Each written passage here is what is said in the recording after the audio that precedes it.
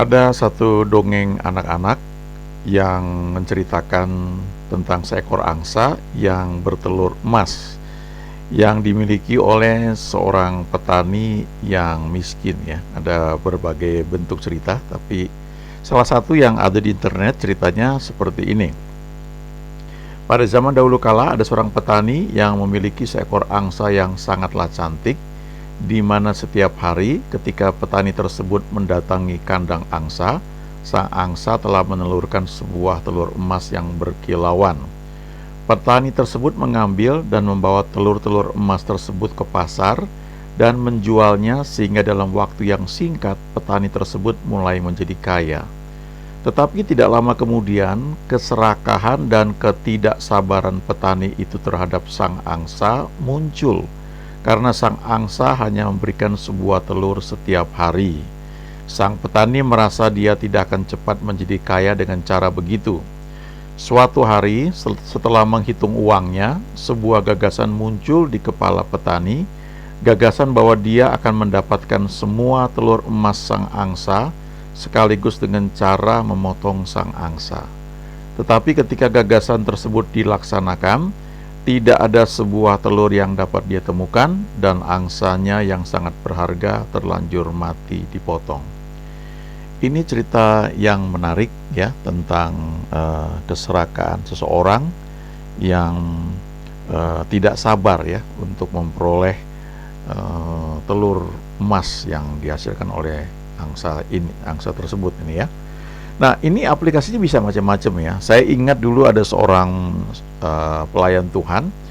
Dia itu melayani di sebuah gereja yang sangat diberkati dengan pujian penyembahan ya.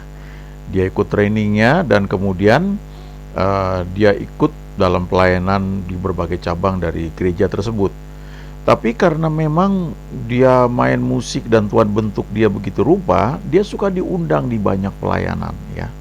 Dan pelayanannya itu tidak hanya hari Minggu ya di berbagai gereja, tapi juga hari Senin sampai hari Sabtu, bahkan di pelayanan di kantor-kantor, di berbagai persekutuan ya, dan dia ambil ya.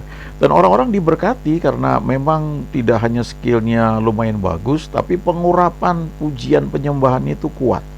Sehingga waktu dia main musik banyak orang diberkati. Nah, tapi hamba Tuhan ini dia ingat bahwa sumber yang dia dapat itu adalah dari gereja di mana dia itu dilatih, dan dia tetap melayani di gereja tersebut. Walaupun persembahan kasih yang dia terima di gereja tersebut tidak besar ya, tapi waktu dia pelayanan di gereja lain, di kantor-kantor, di kebaktian rumah tangga, dia dapat persembahan kasih yang sangat besar ya. Tapi dia tidak pernah menukarkan pelayanan dia di gereja di mana dia itu dilatih ya, bahkan didoakan, diurapi, dengan pelayanan lain, karena dia tahu dari situlah dia mendapatkan pelatihan dan juga pengurapan yang dia terima, yang kemudian menjadi berkat bagi banyak orang. Ya, ini kisah nyata. Ada lagi kisah nyata yang lain. Ada satu orang yang dia itu kerja di dalam satu institusi ya, dengan seragam yang menunjukkan bahwa dia adalah anggota dari institusi tersebut. Nah, kemudian satu ketika dalam satu rekaman ya, dia nyanyi dengan gaya yang membuat orang itu terkesan akan dia ya, dan itu tersebar dengan cepat. Lalu dia mulai diundang di mana-mana ya, untuk nyanyi, untuk wawancara dan sebagainya. Dan karena jadwalnya makin padat, akhirnya dia nggak bisa lagi tugas dengan baik di institusinya. Terpaksa dia izin, dia minta berhenti dari institusi tersebut. Dan kemudian dia pikir dia laku ya, dia bisa main film, dia bisa diwawancara, dia bisa melawak dan sebagainya. Tapi ternyata orang itu tertarik kepada dia karena dia itu ada di institusi tersebut ya. Jadi suatu hal yang unik. Jadi waktu dia lepaskan pekerjaannya di institusi tersebut, orang nggak undang dia lagi ya, karena nggak ada yang menarik. Nah, ini pelajaran yang penting dalam hidup kita ya, untuk kita senantiasa berdoa kepada Tuhan, sehingga setiap hal yang mungkin merupakan peluang di depan kita tidak salah mengambilnya ya. Ada cerita yang agak mirip ya di Perjanjian Baru, yaitu ketika Yesus masuk ke dalam bait Allah dan mengusir semua orang yang berjual beli di halaman bait Allah. Itu ada di Injil Matius dan juga ada di Injil Lukas ya, di Yohanes juga ada ya. Dikatakan Yesus ini membalikkan meja-meja penukar uang dan bangku-bangku pedagang merpati. Bahkan di Injil Yohanes disebutkan dia buat cambuk ya, dia cambuk orang ya. Dia usir gitu ya, dia balikkan meja-meja. Saya sampai berpikir kalau dia hidup di zaman sekarang ini kira-kira kayak gimana ya? Saya suka membayangkan kapasitas dia waktu itu. Apakah dia menjadi imam atau menjadi apa sehingga dia boleh membalikkan meja-meja penukar uang gitu. Itu jadi pemikiran saya ya. Dan dia berkata begini ya, ada tertulis rumahku akan disebut rumah doa, tetapi kamu menjadikannya sarang penyamun. Maksudnya apa ini? Nah, kita perlu lihat latar belakang sejarah kenapa ini terjadi. Pada masa itu ya, ketika orang-orang Yahudi dari berbagai daerah kalau mereka mau datang beribadah di Yerusalem, di bait Allah, mereka tuh harus bawa binatang korban tertentu ya, kambing, domba, atau ya pokoknya ada aturan-aturan yang detail sekali yang harus dipersembahkan. Kemudian mereka juga harus membawa uang ya. Uangnya itu khusus digunakan di bait Allah di sana. Nah, daripada mereka jauh-jauh datang bawa kambing domba, kemudian sampai di sana kambing dombanya mesti diperiksa lagi, betul nggak nih? Ya, diperiksa ada yang cacat nggak ya? Kalau cacat, oh ini nggak qualified, nggak boleh dipakai ya. Kemudian mereka mesti tukar uang mereka itu dengan uang yang dipakai di bait Allah, di lingkungan internal di sana. Jadi ini merupakan satu kesempatan bisnis ya yang terjadi. Nah, sangat mungkin para imam di sana yang memeriksa kelayakan seekor kambing atau domba yang mau dipersembahkan itu bisa buat kong kali kong dengan orang-orang yang memang menyediakan kambing atau domba yang akan dipakai dipersembahkan di sana ya. Jadi daripada repot jauh-jauh bawa kambing domba dari kota-kota tempat mereka tinggal lalu sampai di Yerusalem, sampai di situ di bait Allah mereka mau persembahkan, ternyata diperiksa ini nggak qualified ya. Nah, daripada repot begitu, lebih baik mereka beli aja kambing domba atau burung merpati yang diharuskan, karena kalau beli di situ sudah pasti bisa diterima ya. Nah, cuma masalahnya bisa jadi yang harganya mungkin seekornya tadinya cukup 1 juta ya, mungkin di situ dijual bisa 10 juta ya, nggak ada pilihan ya. Jadi tempat di mana ibadah ini jadi satu tempat bisnis yang mau nggak mau itu menguntungkan bagi orang-orang yang jualan di situ, para bisnismen dan juga imam-imam yang kerjasama di situ. Makanya Yesus bilang di sini, kamu menjadikannya sarang penyamun ya. Udah ada kong kali kong di situ. Nah, kita melihat ya di mana-mana di Alkitab juga ya, ketika Tuhan bekerja ada urapan, maka berkat itu datang. Kalau kita baca di Perjanjian Lama ya, waktu kerajaan Israel itu berkembang, lalu Yosafat ya berkembang. Ada beberapa raja, salah satunya Yosafat yang takut akan Tuhan. Kemudian juga diutus orang-orang untuk mengajar rakyatnya tentang firman Tuhan. Lalu dikatakan dalam bahasa Inggris itu bisnisnya berkembang. Nah, ini real terjadi di mana-mana. Kalau kita lihat satu gereja, satu pelayanan berkembang, maka bisnis juga berkembang di situ. Ya, orang datang ke situ pasti butuh konsumsi, ada kantin. Orang senang baca, dengar rekaman minggu lalu, kalau sekarang mungkin sudah di YouTube ya. Tapi bisa kita buka toko buku di situ. Kita mau beli mungkin kaos-kaos tertentu ya, atau ayat-ayat Alkitab dalam bentuk stiker, itu bisa buat di situ. Saya kenal dulu ada seorang yang dia buka counter ketika ada pelayanan ya. Dia cuma jual kaset rekaman khotbah, dia jual buku-buku, tapi dia sangat diberkati sehingga saya nggak tahu berapa kali dia bisa jalan-jalan ke Israel. Hanya karena dia menggunakan atau dia terlibat dalam bisnis yang mendukung pelayanan tersebut ya, yang ada di tempat itu. Nah, Tuhan bilang rumahku akan disebut rumah doa. Nah, coba kita lihat beberapa gambar nanti ya.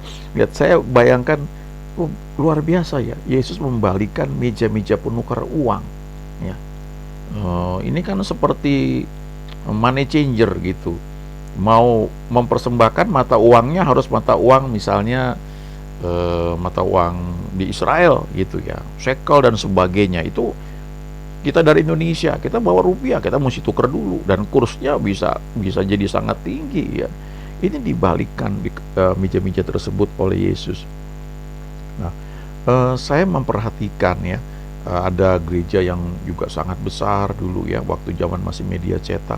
Itu ketika gereja berkembang, jemaat luar biasa banyak, salah satu media komunikasi itu adalah tabloid ya, yang dikeluarkan secara rutin di gereja tersebut. Nah, ini menjadi ladang bisnis juga. Tidak salah sih sebenarnya karena itu mendukung pelayanan. Tetapi ketika spirit ketamakan menguasai, maka yang terjadi bukan hanya bisnis yang baik yang mendukung pelayanan, tapi sudah ada keserakahan, ada spiritnya. Ya, ada hamba Tuhan yang bilang bahwa Kanaan itu salah satu artinya adalah pedagang ya. Ada spirit pedagang di situ. Jadi waktu orang Israel keluar dari Mesir masuk ke tanah Kanaan, maka salah satu spirit yang diperangi itu adalah spirit yang pedagangnya nggak salah, tapi kan kalau orang berdagang selalu mencari untung. Nah, kadang-kadang kalau itu sudah begitu kuat, maka suka mengabaikan sisi pelayanan ya. Itu terjadi di mana-mana. Ini gambar Yesus buat cambuk dari tali ya. Luar biasa. Saya bayangkan kalau dia ada sekarang, dia buat kayak gitu di pelayanan kita, gimana ya? bisa rame tuh, bisa dilaporkan ke polisi ya, kira-kira seperti itu. Tapi memang ini terjadi ya. Lalu kalau misalnya ini gereja berkembang, lalu kan pasti kalau banyak sekali ya, zaman berapa tahun yang lalu saya ingat saya berbakti di satu gereja, itu kalau selesai kebaktian, itu kebaktian tuh bisa 5 kali satu hari Minggu. Nah, selesai itu orang tuh akan ini beli bakso, beli mie ayam, beli somai, itu rame sekali ya. Sampai ada tukang bakso yang dia pakai nama gereja tersebut ya, bakso nama gereja ditaruh di situ ya. Karena orang selesai ibadah, orang akan makan di situ, akan nikmati, dan itu memberkati banyak orang, dan itu tidak salah ya. Tapi yang Yesus tegur di sini adalah ketika spirit dagang itu menguasai dan orang lebih peduli akan bisnisnya itu dibanding mencari Tuhan. Padahal rumah doa itu adalah tempat orang mencari Tuhan ya. Kalau kita bicara mencari Tuhan, kita tidak bicara soal untung rugi keuangan ya, tapi kita bicara fokus untuk mencari Dia. Nah, berkat atau uang itu side product ya, produk sampingan yang apa boleh buat akan terjadi, menyusul ya, mau tidak mau akan datang kepada kita. Nah, cuma masalahnya ketika datang kepada kita, bagaimana? Apakah kita lebih fokus mengembangkan bisnis itu karena menguntungkan, ataukah kita tetap fokus kepada Tuhan dan percaya bahwa berkat itu akan tetap mengejar kita ya. Sangat menarik ketika Yesus sudah mengusir orang-orang ini semuanya ya.